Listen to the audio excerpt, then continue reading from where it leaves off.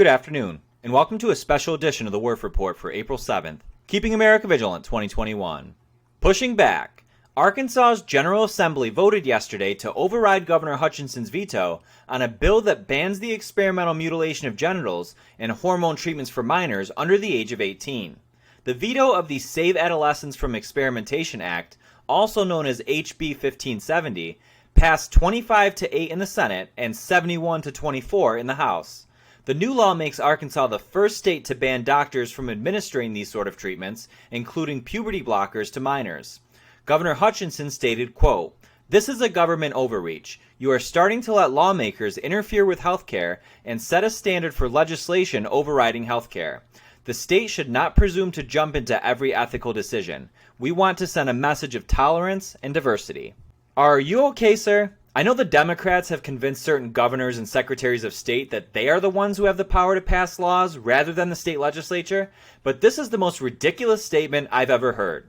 What the Arkansas General Assembly did here was their job. And you know what? More state legislatures need to do their job as well. The American people will not tolerate this crap any longer. But one good thing this backwards governor did recently was sign the Fairness in Women's Sports Act, which bans biological men from competing in women's sports. So great job there, Hutchinson. But Arkansas, vote Huckabee Sanders in 2022. Moving now to Pennsylvania, scumbag Governor Tom Wolf announced yesterday that he will not sign any legislation that would, quote, block trans athletes from competing in the gender category of their choice. Wolf gave some half-baked social media statement coddling the trans youth as if they were dumb and stupid, saying they should compete in high school activities that make them the happiest, and that he would be, quote, cheering them on. All this as reports emerged that the Pennsylvania GOP is looking to introduce their own measure to protect gender equality in sports. Pay attention, Pennsylvania. Let's see how they handle it in your state, and then vote accordingly, regardless of the left's attack on our election system. Oh, and speaking of the trans community, Bruce Jenner is apparently considering a run for governor of California as his counterpart, Caitlyn Jenner. Jenner has apparently retained Carolyn Wren, who also worked on President Trump's re-election campaign and is a Republican fundraiser. If Jenner decides to run against Newsom in the recall election, reports are swirling that former acting director of national intelligence, Richard Grenell, may also be after the seat, a move apparently being looked at by Trump allies, so this should be interesting.